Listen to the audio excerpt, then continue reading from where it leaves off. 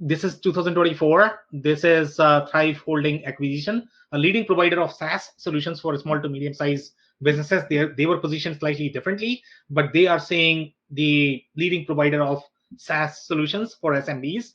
That sounds like Constellation, but Constellation talks about the vertical software. So at least they are not saying that. They are saying SaaS. I don't know what that means. Growing a business requires a holistic approach that extends beyond sales and marketing. This approach needs alignment among people, processes, and technologies. So if you're a business owner, operations, or finance leader looking to learn growth strategies from your peers and competitors, you're tuned into the right podcast. Welcome to the WBS Podcast, where scalable growth using business systems is our #1 priority. Now, here is your host, Sam Gupta. Hello, everyone. Welcome to today's show. If you're joining for the first time, this is part of our industry series, for which we meet every Tuesday at 2 p.m. Eastern. We review one vendor or the solution. And for today, we have Keap, which is a very popular CRM, and they would fall under our CRM bucket, CRM category that we track. So we are going to have a lot of fun discussing that. Before we dig into that, we are going to start with everybody's quick intros. I am going to start with my quick intro. Sam Gupta, principal at Elevate IQ. Elevate IQ is the analyst and advisory firm. On that note, Andy, do you want to go next? I would love to. Thank you, Sam, as always. Happy New Year, everyone. Happy New Year. My name is Andy Pratico. I've been involved in ERP software for manufacturers all my life. I worked all over North America. I also teach people how to uncover the truth about ERP system before they buy, and I have a published book on the topic. And I thank you so much for allowing me to attend, Sam. Yeah, amazing. Thank you so much for being here, Andy. And if anybody in the audience is interested in comedy classes, Andy is really, really good at that. And he does not charge anything, the best part. Well, no one will come to my stand-up. You see, that's the problem. It's too ERP centric. You see, but everybody comes here for this stand-up, but they have to go through ERP 101, I guess, right? That's right. To be able to understand this comedy. Yeah, that's right. Shrestha, do you want to go next? Yeah, thank you, Sam. Hi, everyone. My name is Shrestha Das, and I'm working as a industry research analyst at Elevate IQ. And I'm super excited to be here today. And congratulations, Shrestha. Andy, I don't know if you know that or not. Shrestha got promoted, and I can never do her name, I guess. Never, ever. You can never what? I can never do her name. Her name is so difficult. Shrestha. See, Andy does it far better than me. See, Andy is better at everything. Am I correct? Andy is better at everything. Yeah. Yeah, look at that. No, she got promoted. So congratulations. Congratulations, Shrestha. I'm sure you deserve it. Thank you. Yeah. So, all right, guys, let's go back to our topic right now. If you're in the audience joining for the first time, make sure you guys post your questions, comments via WBS Rock. We are a big fan of that three-way conversation. So if you have any sort of stories, comments, experiences using this, we would love to hear those. We would love to debate those as well.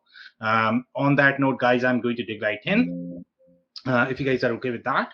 So overarchingly, I guess one of the themes that we all have experienced, and Shrestha as well as Andy, I guess you guys have reviewed a lot of different CRM systems, and I'm pretty sure you all are noticing a little bit of trend here.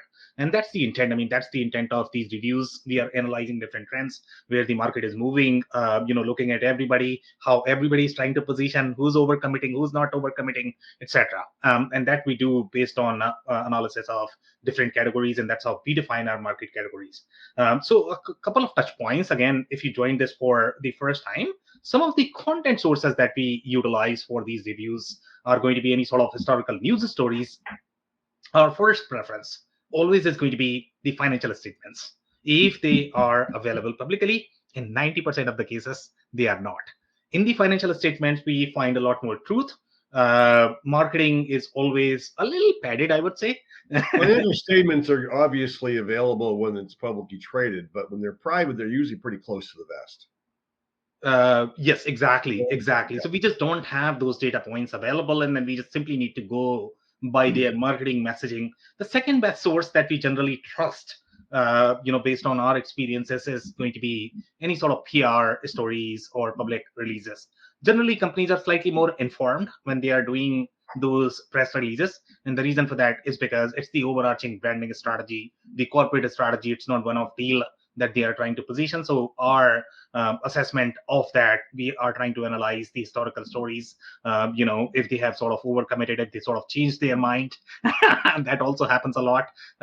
So we look at that. Then we sort of correlate that with the underlying product design, the technical aspect, the sort of the micro variables that we are going to have. So we look at that. We look at their positioning. We look at competitive positioning, their pages in terms of how they are positioning, then how users are reporting. So we are looking at all of different factors in analyzing this. So those are some of the sources that we have utilized even for this review as well. So overarchingly speaking, I guess the way Keap is positioned in the market and their definition, they are obviously going to say that we are for SMB, we can probably work for a lot of industries. But if you look at the overarching theme, then you are going to find that they are going to be far more suitable and successful in small service-centric businesses. That's where their sweet spot is overall from the differentiator perspective. They have a lot of different unique product layers, and that's why they do really well in those patches. The second layer that you need to keep in mind is going to be the whole idea of subscription payments. And subscription payments could have many different layers as well. Sometimes the subscription payment workflows are going to be so complex that you probably are going to require a very specialized piece of software. Okay, that might be a CPQ, something along those lines. So some of the candidates that are there in the market are going to be like Zora is one of them. Okay, but subscription business model has many different layers, again depending upon the business model, depending upon the industry that you are looking at. Sometimes that is going to be part of e-commerce, but in the CRM bucket we have seen this particular feature in several different solutions. Number one is your sugar CRM, and I don't know, Andy, Shasta, you guys were present in that session or not. They had very unique capability. Now when it comes to subscription payments, it's very hard. It's extremely hard, especially if you are going to use some sort of add-on. Generally, the CRM data model is not as complex, so it might still be okay in utilizing add-ons. But in general, when you look at any sort of financial transactions, it becomes very tricky to manage these processes through an add-on. And that's why Keap is going to be really powerful if you are going to be in those industries. And that's why we very strongly believe that Sugar CRM is going to be very strong in those industries as well, just because they have those processes baked as part of the product itself. But again, the whole subscription aspect could have many different layers. A lot of different solutions in the market are going to claim that they have some features related to that. For example, HubSpot is working on that. Okay, HubSpot has some features, but their features are going to be primarily limited to some sort of content offering. Even for Keap, you are probably going to find that their offerings are going to be very similar to content offering. And when I say content offering, what that means is, let's say if I'm a coach, okay, and that is probably going to fall under that small service centric business. Now coach is a very small business, but they would need a CRM to be able to run their processes, to be able to manage their customers. So one of the offerings that these coaches are going to have is they are going to have some sort of framework, some sort of guide that they are trying to sell. Maybe they are going to charge $500, $1,000, whatever. They have some sort of commercial offering that they are trying to sell, and rather than taking one-time payment, they can probably distribute that cash flow over the period of time to make it easy for people to be able to buy. And that is going to be some sort of subscription offering that they are trying to offer for these business models. Even though these businesses are going to be very small, these transactions could be very complex to be able to support. If you have to have the admin effort to be able to support these transactions, you are looking at a lot of people that probably you cannot afford as a coach. So that's why solutions such as Keap are probably going to have those capabilities, and that's where it is really strong. It does have e-com included, which is very interesting. Again, it's a very small solution. So they are going across the categories. There are not very many CRM solutions that support e-com. Do you mind if I ask what you mean specifically by e-com? E-commerce. Yeah, E-commerce. I knew what it's short for, but is that for like web portals or what is it? It's not just the web portal. I guess when you look at the e-commerce platform, they do a lot more than just being a web portal. What they do is they are going to have your content offering, which is going to have decent positioning on your on Google. Then you are going to have some sort of ad workflow. You are driving the traffic. So there is the whole customer journey design, how you are going to engage them. Outbound marketing as well. Deep. So deep. Gotcha. Deep marketing. I mean, e-commerce is not supposed to be free. Just because it is digital, it doesn't mean it's free. Some people sort of make that mistake. It could be as expensive as your physical channel. So sometimes when people switch from your traditional channels, generally you would find business in a trade show. If you are selling to consumer, you're not going to have a trade show. So how do you sell to consumers, right? So that's where you need some sort of digital website, but the portal alone is not going to be enough. Portal might be okay, let's say, if you already have pleased customers and they don't complain a lot, I guess. Then you could expose a portal because they don't have anywhere else to go to. But consumers, I mean, they can go to Amazon. They don't have to come to you. So they require very consumer-centric experience the way Amazon is going to offer if they are coming to your website. And portals cannot do that. So that's why you have specialized e-commerce platforms. But the intent of Keap is not necessarily to provide that. Intent of Keap is going to be, let's say, you are some sort of hobbyist coach selling a guide. You have very little e-commerce, maybe 2 products, maybe 3 products, not 3,000 SKUs. That is going to be intent of Keap. Now, sub CRM systems that you are going to find, not CRM. I think there could be layers with respect to field service versus CRM as well. And we looked at this in the field service category too, that field service category is looking almost like a CRM. Okay, their workflows, yes, they have the field service workflows, but they also have CRM workflows. And that's why field service category is extremely unique. Okay, and one of the layers that we have seen in the field service category is that the whole payment workflow and the e-commerce workflow becomes very important as well. So now they are doing that. For example, let's say, I think if I'm quoting it right, it was not Service Power, it was not Service Max, Service Fusion. Fusion, and they are calling it Fusion, I guess. And I don't know if they had that name, but they are sort of fusing, and I don't know if that is a term, but that's a fusion of e-commerce plus field service, which is kind of a CRM for field service industry. And Keap is trying to target that as well. That's why I'm bringing this topic, that they are sort of field service plus CRM plus e-com, just because they are not able to compete in pure play CRM market. So they are trying to position to those service verticals. Comments, questions? No? Okay. Sounds interesting.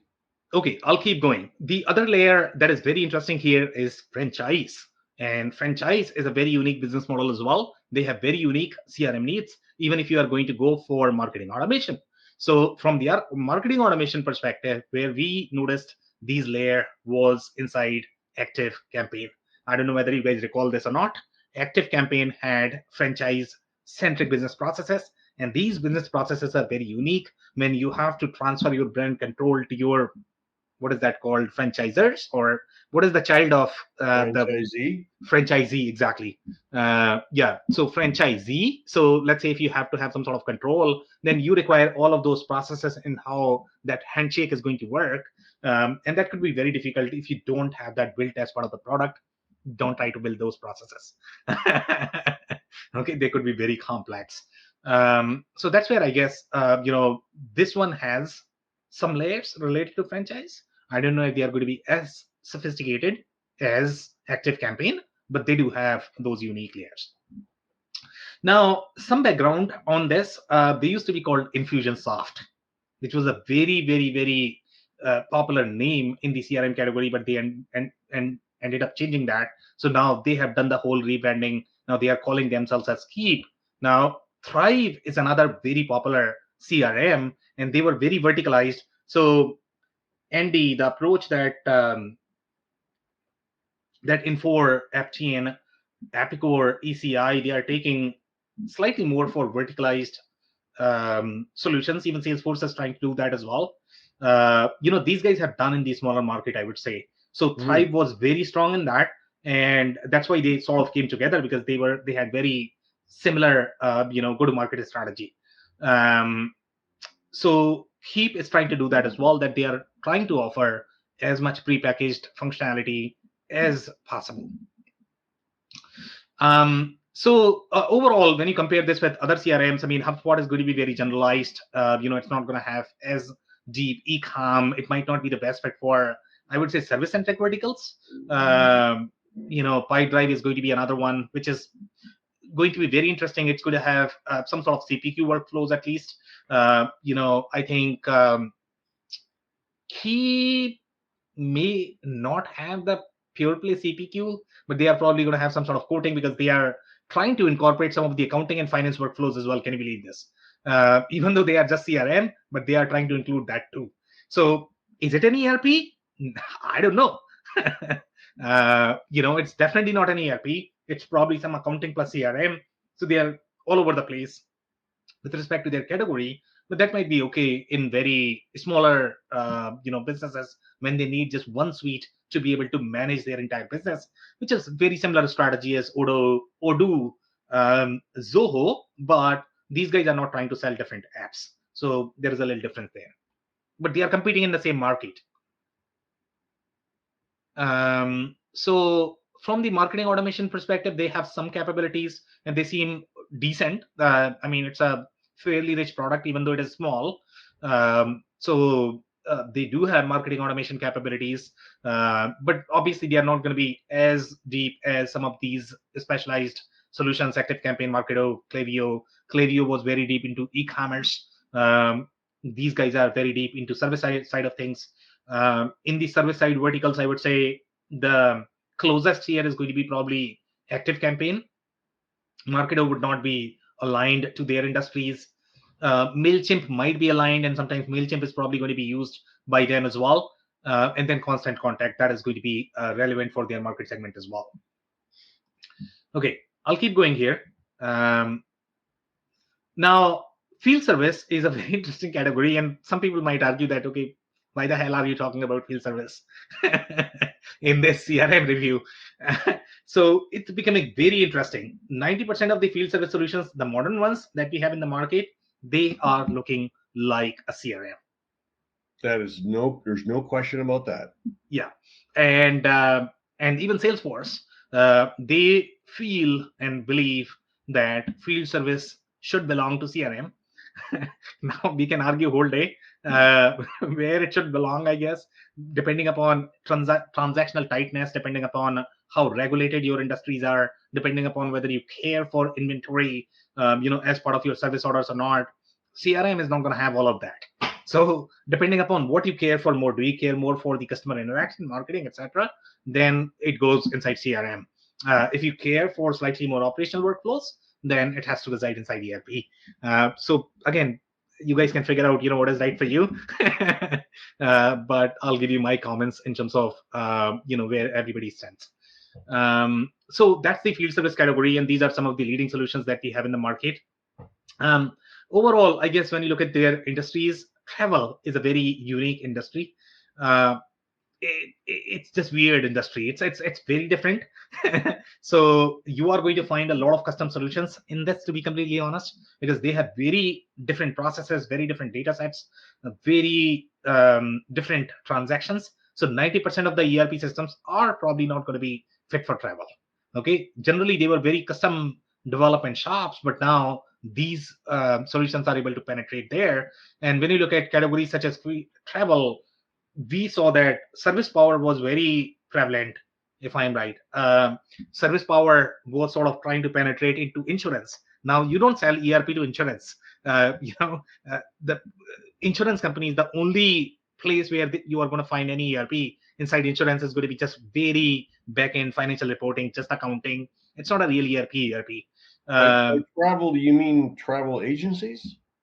Travel agencies, other travel companies, the smaller travel companies, for the most part, travel agents, travel consultancies. Yeah, I see. yeah.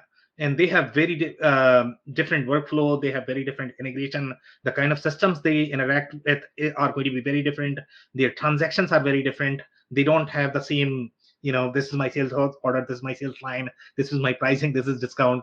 It doesn't work that way there. It's very different, like 3PL.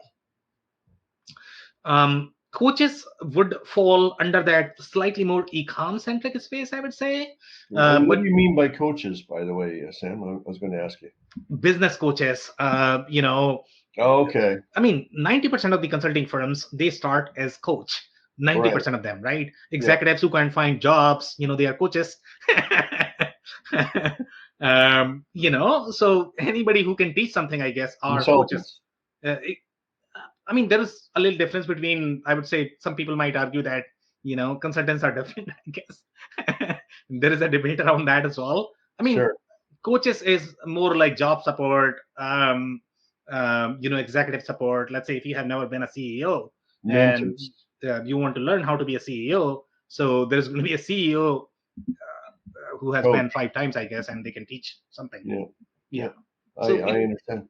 Yeah, it could be anything: sports coaches, hobby coaches, dance coaches, whatever. And then field service obviously is going to be very strong as well. So if you guys have any other comment, I can take those, or I can move to the next one. Okay. So these are probably going to be some of the closest solutions that you are probably going to be comparing, or you are going to come across in this particular market segment.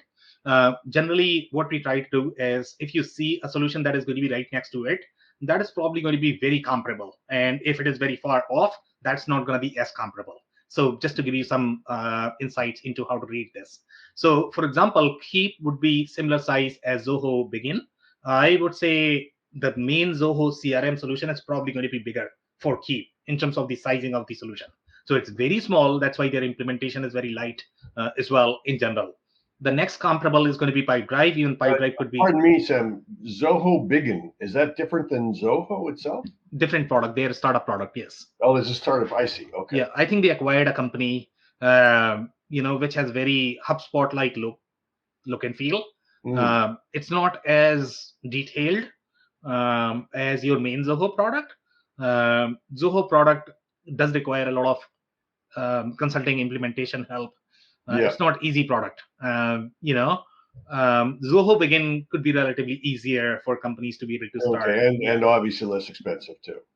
Exactly. That's why we are comparing this with Zoho Begin, because Keap is a very tiny, weeny, solution. It's not even comparable to Pipedrive, which is a very small solution as well. Yeah. So overall, I guess in terms of t-shirt sizing, and there is no right way of t-shirt sizing, but Keap is probably going to be really extra small. Zoho Begin is going to be extra small. Pipedrive is probably going to be small. And again, this t-shirt sizing is relevant only for this particular analysis. Salesforce is probably going to be extra large. And HubSpot is going to be somewhere around, mid to large. It's fairly detailed solution as well. So again, this is all relative compared to whatever solutions we have, and that's how t-shirt sizing is supposed to work, I guess. Okay, so overall, in terms of pros, of Keap, obviously because of the size, the interface is going to be easy. It's going to be cheaper implementation. Some of the things which are very unique is payment capabilities, and sometimes that could be very tricky as well for a lot of businesses, especially if you are going to have some sort of commercial offering. Even for our business, it's hard, to be completely honest, because if you are going to be, let's say, on WordPress, and then you are going to have some sort of CRM, Salesforce, HubSpot, and then you figure out, okay, how do you process payments? Let's say if we want to sell a guide, it's very, very, very hard because you have to look at so many different solutions, and sometimes that does not work. So it's at least one solution that you are getting that is going to have some sort of payment capabilities, which is a huge plus. The e-commerce processes are going to be built, but again, this is not retail e-commerce.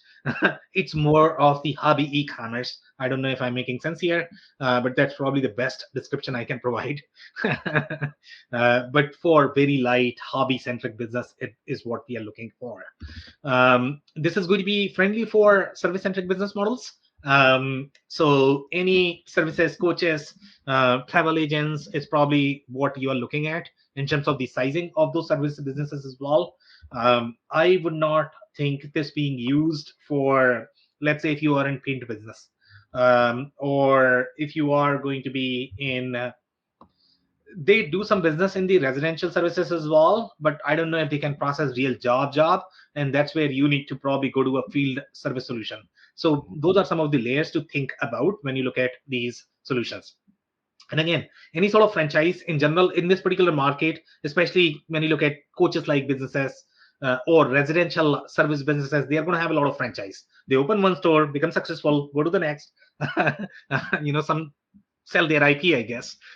Somebody else is running that shop and trying to do the business. So for franchise-centric business, you are going to require very unique processes, even inside CRM, and only Keap can support that, and maybe ActiveCampaign. Some of the cons that you're looking at from the Keap perspective, and hopefully we can get to that, because if you look at the user interface, etc., this product is going to look amazing. If you look at reviews, people are going nuts on this product. So you should definitely pay attention to that. And sometimes that's where you find the real truth. So cancellation policy is one of the worst, that I have personally never seen, with any of the products. So inquire that, read very, very, very, very, very carefully, and that is 5 very, and I'm being very intentional about that. The fine print. So what do you mean by poor cancellation policy? Oh, they are one of the worst. That's what, and I can probably go to some of those reviews if you want to do that. Oh, okay. We'll look at that in a bit then. That's fine. Let's do that just for a second, okay, and then we'll come back. Some perspective. Yeah. So hold on. So here, so that people can read as well. Again, we report as it is. We don't sugarcoat anything. But this was crazy. Like, I've never seen this before. Personally, with any software vendor, there are some software vendors. Cancellation is more complex than canceling a cable TV. And that is okay. I mean, some SaaS companies, they do make it difficult. Making it difficult is not a problem, but their cancellation policy is really bad.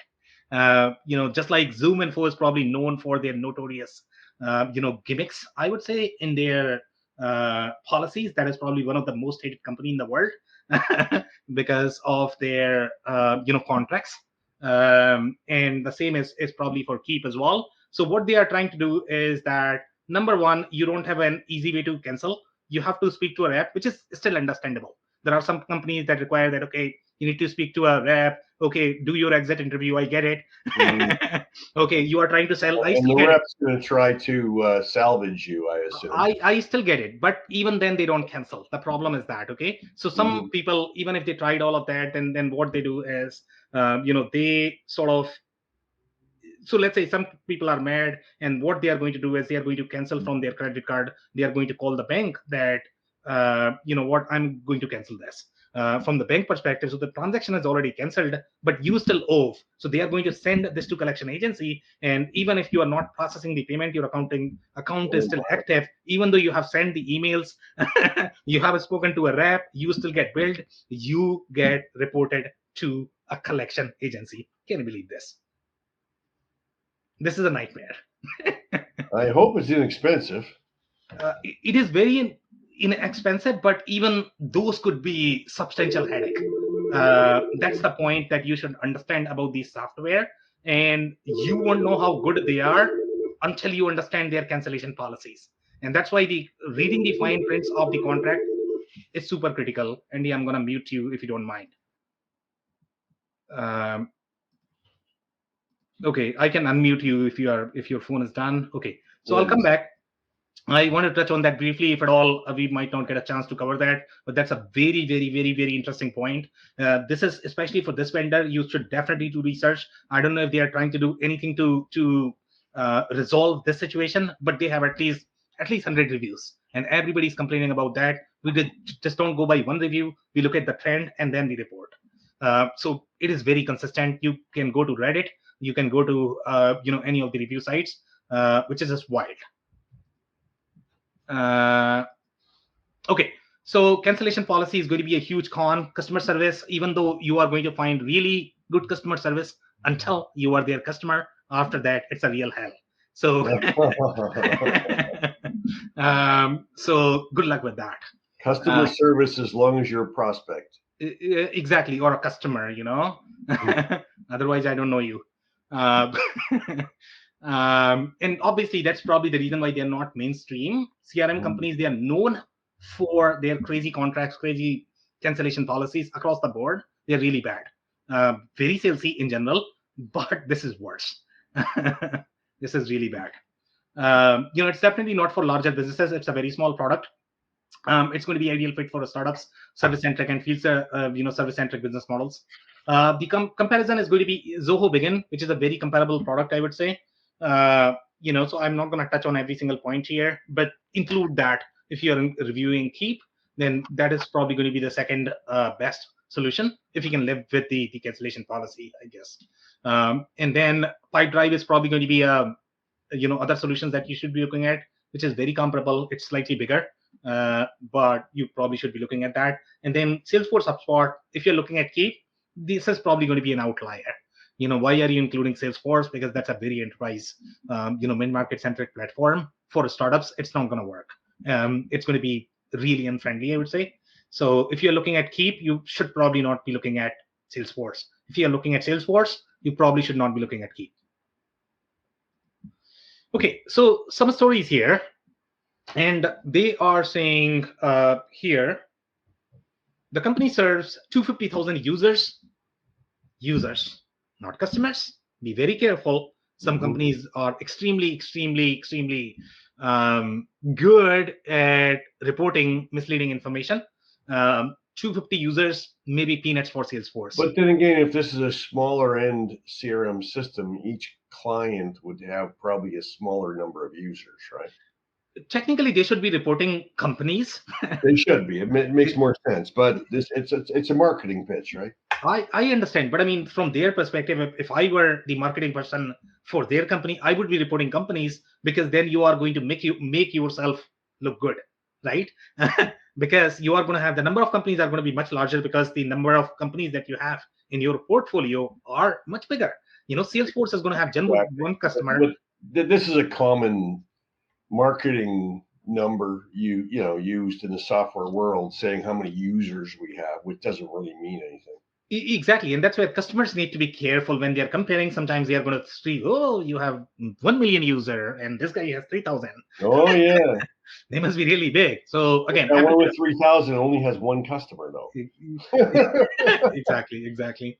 All right, so I'll keep going here. So some more stories. A leader in the sales and marketing automation software for small businesses, no problems there. Today announced expanded e-commerce capabilities, Pro and Max, 2 different versions, very consistent with the other players as well. So I don't see any problems there. The customizable e-commerce platform includes easy to use checkout forms, a native Shopify integration, and premium payment processors like PayPal, Stripe or WePay. So if you review carefully, then they are integrating with Shopify. So technically they are not necessarily e-commerce platform, but they can process that. So you are still probably going to be using Shopify for heavier e-commerce workloads. Their role is going to be just for very lighter e-commerce workloads, maybe process payments. So they are maybe trying to be more like business suite, CRM plus ERP. And again, it's not ERP, but they are trying to do that for a very small segment. Some more, stories here, very consistent. I don't see any problem there. So this is the acquisition story, and they are saying that they have announced something called the factory. The factory assists small business owners with building powerful marketing strategy. So it's not the manufacturing factory, it's marketing factory. Okay, marketing strategies and implementing sales and marketing automation. So with this acquisition and the founder of factory. So again, this is some sort of marketing consulting firm. I don't know why they acquired. Maybe they were trying to, I think they were their ISV and they were trying to get a lot more professional services internally. Um, They were probably lacking, right? So this probably fills in a gap. yeah, this is going to be like acquisition of your own partner. And surprisingly enough, Keap does have a lot of resellers, even though they are a very small platform, but they do go through their reseller channel as well, which is very interesting. So this was more of acquiring their own reseller to gain professional services capabilities, which is okay. Salesforce has done that as well. There's no problem at all. A lot of CRM companies have done that. They like to keep professional services internally. uh, Here they are saying you can attach terms and conditions, notes, and other attachments to quote in a Keap. So this is the quote functionality, which is going to be very comparable to your pipe drive. Then they are saying in the past, when that quote was converted into an invoice, the various attachments remained with the quote. Keap will now automatically transfer those attachments to the invoice, saving you and your customers time. Again, this would fall under slightly more ERP centric functionality. But this is kind of accounting, business suite, a lot of things together. So that's okay for this particular market segment. Then they are saying this feature is specifically tailored to your customers in the UK and Australia. So they have some international presence as well, and the taxation, the localization could be very different there. So seems like they are present there, and that's where I guess a lot of CRM systems, they don't want to touch any of the financial workflows because it becomes very hard to scale, globalize these solutions. So now they are saying you can now make use of Keap's easy automated features for quoting, invoicing, processing, transaction. Again, that's ERP territory, slightly more accounting territory, but they are able to do that. Quoting is CRM, but they don't necessarily have the financial workflows. Then this is 2024. This is Thrive Holding acquisition, a leading provider of SaaS solutions for small to medium-sized businesses. They were positioned slightly differently, but they are saying the leading provider of SaaS solutions for SMBs. That sounds like Constellation, but Constellation talks about the vertical software. So at least they are not saying that. They are saying SaaS. I don't know what that means. That's how they are positioning them. So they are saying company has signed a definitive agreement to acquire Infusionsoft Incorporation, which is Keap now. And then they have one more story here. They are saying the addition of Keap solidifies Thrive's position as a leader in the SMB SaaS space with a combined base of over 100K SaaS subscriptions. That is probably going to be a user. This is the customer base. So there is a clear disconnect here, right? So this is combined is 100K, and here this was 250K users. So I don't know. This is probably going to be the customer count. Then they are saying the expanded scale strengthens, and then they have competitive edge relative to other major players in the market, offering a comprehensive suite of solutions for SMBs, including CRM, marketing automation, and they are calling productivity tools. Again, I think they are trying to be more like Odoo or Zoho. That's how their positioning is coming across. That's what they're trying to build, I guess. Now some more stories here, but then they have a lot of field service play as well. So they are trying to differentiate there too. Now they are saying if you run a service business, you know that meeting with prospects and clients is a critical step in building trust, selling yourself, and ultimately growing your business. Unfortunately, scheduling and managing all of those appointments feel a lot more like time. Some comment that I'm not able to read here, but again, this would fall under that field service category. So are they CRM? Time consuming, I believe it says. What's that? Time consuming. Yes, you are right. I think that's kind of time consuming, but overall, I guess the overarching intent of what they are trying to communicate here is it's almost coming across as if they are trying to be more of the field service solution. So their comparison is probably going to be service titans of the world and not necessarily CRM. So I'll keep going here. So here they are saying the first thing to remember that Infusionsoft by Keap is primarily a marketing tool and not a data warehouse tool. So this is a jab on other CRM platforms that are going to be slightly more operational in nature, Salesforce, etc. And they are super critical. You need those processes for data integrity, etc. But again, in this particular market segment, it might not be as useful. So they are saying that they are far heavier on the upstream marketing processes, and that's why their fair comparison is probably going to be with maybe HubSpot, maybe ActiveCampaign. But then they have field service as well. So I don't know how to read this. Then they have contact notes and add up to up to 100 custom fields, which is very low in my personal experience. So obviously they are not going to be as customizable. And again, you probably don't need that for this particular market segment. So again, as long as you are going to be in a very, very, very small target market segment, they are probably going to be okay. Okay, so they are saying Infusionsoft by Keap is not to store a huge amount of data per contact. And again, they are trying to probably talk about Salesforce or Zoho, I guess, because they are going to have very detailed business model. And that's why they are sort of trying to defend their own positioning, why they have 100 custom fields, because they feel that other CRMs that are going to be slightly more operational in nature are going to be data warehouse, which is not true. Data warehouse is a different category. Okay, I don't have anything else, but seems like they are going to have much stronger processes in the marketing automation. Okay, so here's some more comments here. They are saying that it specializes in home, personal, and professional services industries. So again, when you look at this particular market vertical, the major time, the solution that you're going to find is probably going to be Service Titan, and which is fairly comparable, I guess, but both of them are positioned in very different categories. Okay, some more comments here. So this is in 2019, and these are the product updates. So before we were reviewing any sort of public release stories, and sometimes you find a lot more truth in product stories, and the reason for that is the people who are writing is very different. They are not necessarily marketers. They are kind of technical people, and they don't have quotas that they have to sell. So sometimes you can find a lot more truth in the product updates as well. So that's why you will find a lot more technical details in this analysis. So here they are saying today it's new product lineup of CRM and marketing automation. They are saying the new product lineup now officially, Keap Grow, and Keap Pro will join Infusionsoft in the lineup. No problem there.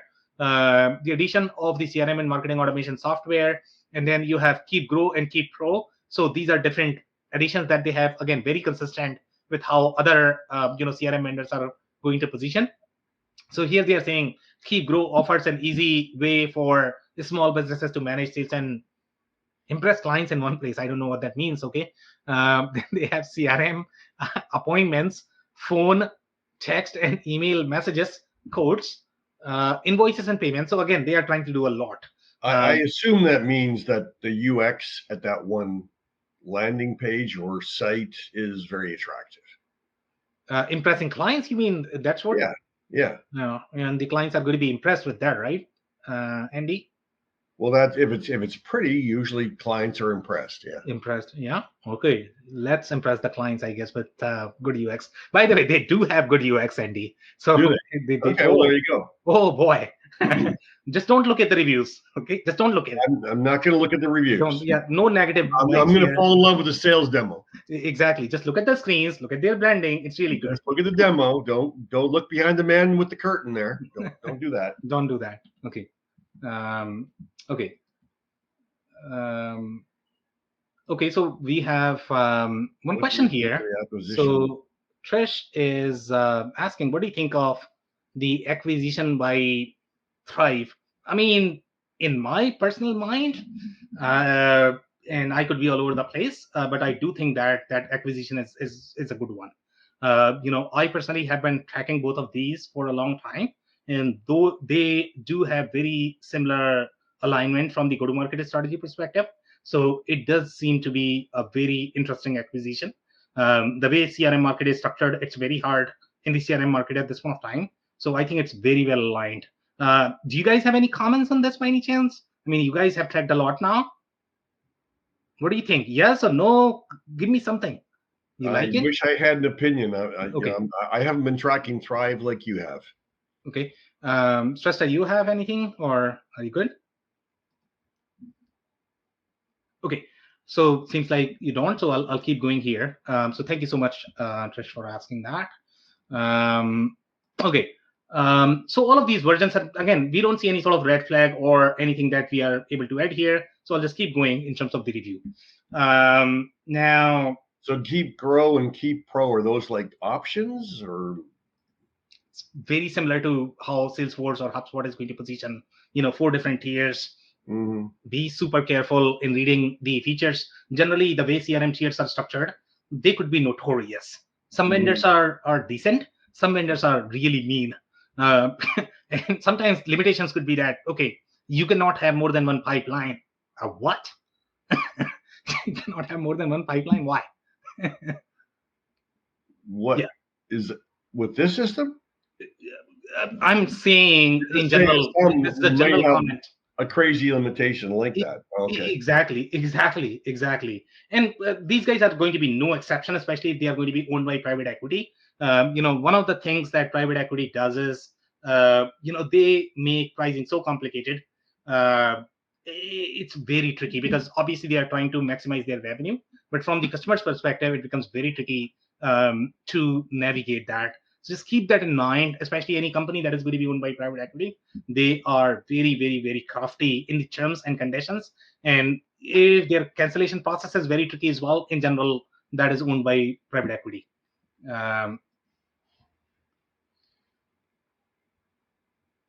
Right. Trish is absolutely right. Yeah, she's right. Sounds like Trish is an expert. Yeah, she definitely sounds like, and she's very fair. Okay. All right, so I'll keep going here. So a couple of unique layers that we have noticed is referral partners. And that could be a very interesting layer, to be completely honest, could be very hard to model, even in very leading CRMs. So they have that feature, which is just mind-blowing, that they have built that as part of the business object, which you are not going to find even with the leading CRM options. They are going to argue that you should be able to create custom objects, but the kind of workflows that you are going to have for referral partners, they could be tricky to model. Be careful there. Analyze your workflows and see how complicated they are. And if you don't know what you are doing, maybe hire a consultant. The e-commerce setup, it does seem they have a lot of layers, from the e-commerce perspective. But again, they are hanging out with Shopify as well. So they are not necessarily trying to position themselves as more of the e-commerce player. But if you're going to have light e-commerce needs, that might be okay. So a referral partner, is that, for example, another company that you're aware of that gave you this lead? Exactly. So in sales, the source, more or less. Lead source. Salesforce is probably going to have just the lead source, but they are not going to have all of different processes. For example, let's say if you are doing any sort of commission competition, or if you are sort of tiering those referral partners, so those processes could be complex depending upon how deep you are into your referral strategy, I guess. How many different companies you have? Are these companies? Are these individuals? It could be all over the place, the whole workflow. This field of lead score looks interesting, and we can assume what it means, but do you know what the source of that data comes from? How it scores that? I mean, they are going to have some fancy algorithm in the background.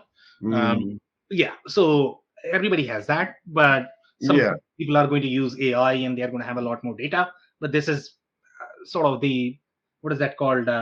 Give me some example, Andy. Very truncated version. I don't know. The truncated version. I use the word truncated. Truncated. Okay, as long as that makes sense. Yeah. All right. So this is going to be a very truncated version of the algorithm for the lead scoring. Strip down, sometimes people say, is a common expression. Yeah.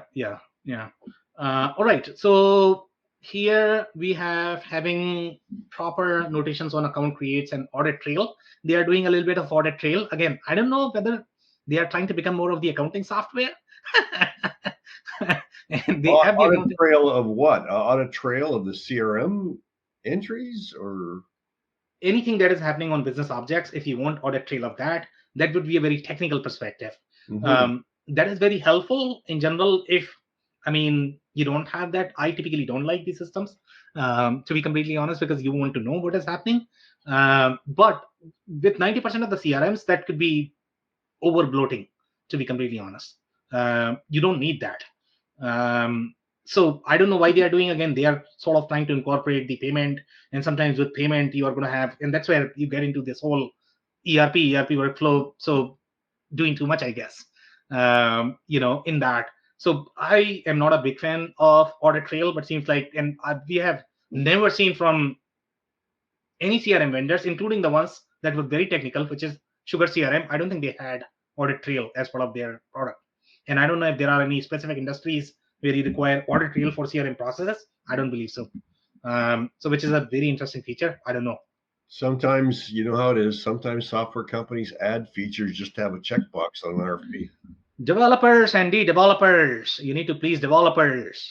I am developing this product first. I need to like it. That's right. How can you sell it if you don't like it? Exactly. Who cares for the customers? Yeah. And besides, we got a really difficult cancellation policy, so we've got them. Exactly. They are not going anywhere. I'm gonna give them audit trail. How's That's that? right. That's right. Okay. So some more product updates. So we have 50% users now have 150 custom fields available. I would say that is smaller, but sounds like they have done some changes there in that. Your billing process is an essential part of your sales workflow. After all, what's the point of landing a sale if you never get paid? Again, why are you talking ERP if you're CRM? So who are you? Are you CRM? Are you field service? You are everything. I get it.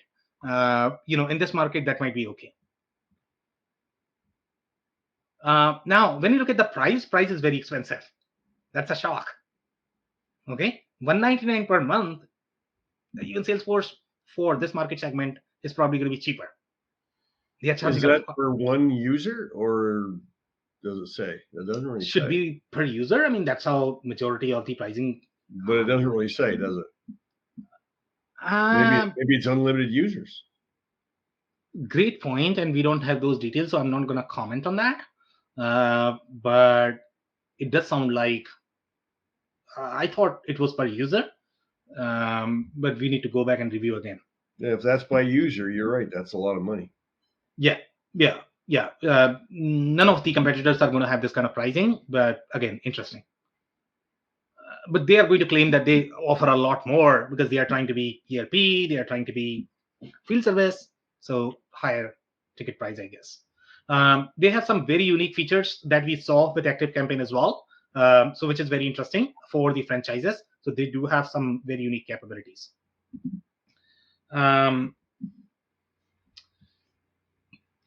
This is coming from their competitor pages.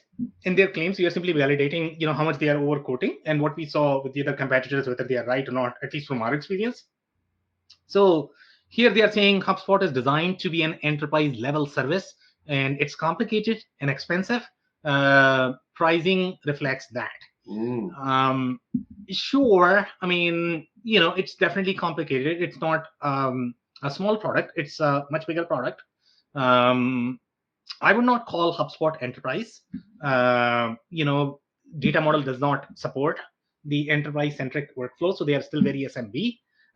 They might be enterprise from your perspective because you are sitting at extra small. For you, everything might be enterprise, but they are somewhere around mid is what our assessment would be. But pricing, I think these guys are going to be equally expensive, I would say. HubSpot does get very expensive in general, so that might be fair. Then they are saying Keap is so committed to customer success that a personalized implementation package is required for all new customers, only cost a one-time charge of $1,500. Okay, so let's do the analysis here of $1,500. In $1,500, if you have even a decent 2-year experience consultant, okay, you're probably going to pay $150 an hour. And I don't know how else you can produce a human who's going to be as capable and is not going to charge $150 an hour. So what you are getting is 10 hours in this. Okay, regardless of what they are claiming, what any company is claiming, I don't care. Okay, the cheapest rate is probably going to be $150. I don't know if decent marketing consultant is going to be, even if you are like 80, maybe 70. This is nothing. Like 10 hours is nothing. Literally nothing. And they are quoting that, this is what is required. HubSpot is probably going to quote very similar amount as well, but you would require a lot more hand holding.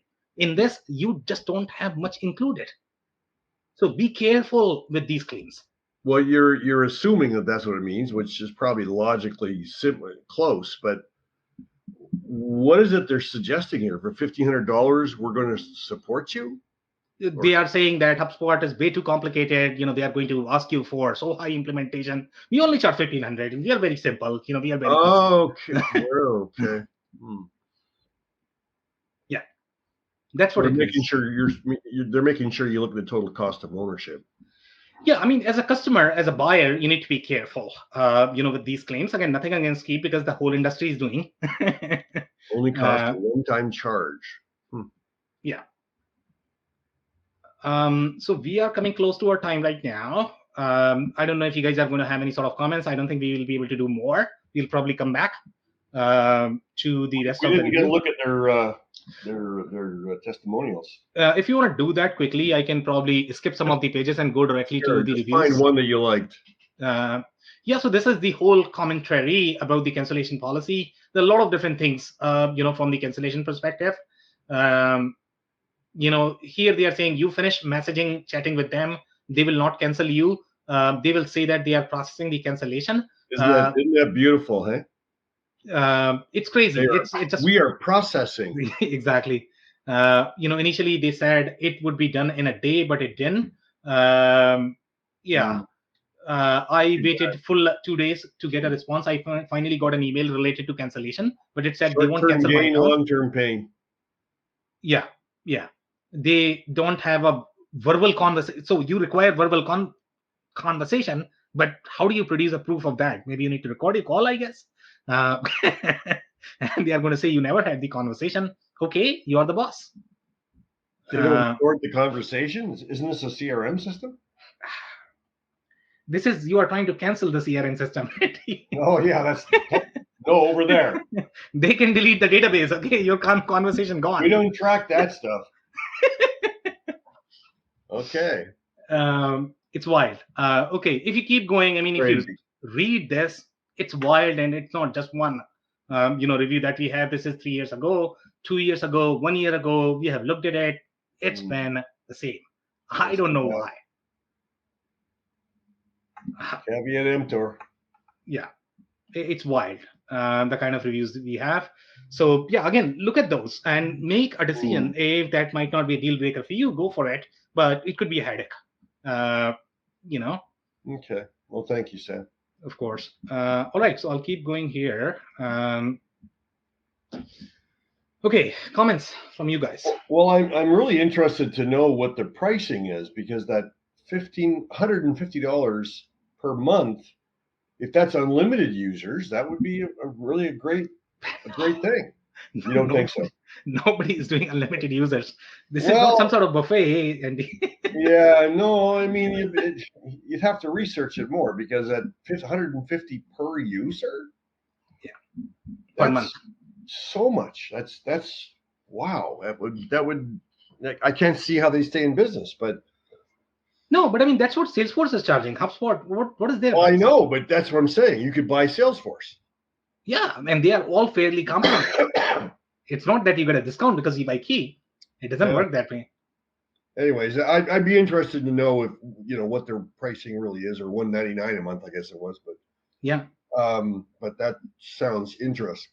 This poor cancellation policy really gets me, though. It's like we were just being sarcastic a minute ago. This is a CRM system, and yet they're not tracking their customer service comments. So that's what CRM is for. So, but, if the price is $199 for more than one user, whatever that means, and if it's reasonably good for small startups, I can't see why a startup would pay $199 per user per month. They wouldn't. But if it has the field service capabilities, that could be an attractive solution for smaller entry level companies trying to keep their costs down, depending upon how that pricing structure is. Yeah, I completely agree with your assessment. Shasta, do you want to go next? No, I had the same kind of question, like with the cancellation policy so difficult and being expensive, how are they really attracting the customers? Yeah, I mean, they are impressing their customers. They are not just attracting, I guess. So they are doing something right. You're doing something right, or else it wouldn't be in business with those kind of situations. Yeah. All right, guys, any more follow-ups? Enough fun today, I guess. Enough fun for one day. All right, guys. So that's it for today. If you joined for the first time, this was part of our industry series. We always bring, one vendor or the solution every week. So make sure you guys are going to be here next week. We are going to come back with another solution. On that note, thank you so much for tuning in today. Happy New Year, everyone. Happy New Year, Andy. Thank you for listening to another episode of the WBS Podcast. Be sure to subscribe on your favorite podcasting platform so you never miss an episode. For more information on growth strategies for SMBs using ERP and digital transformation, check out our community at WBS.rocks. We'll see you next time.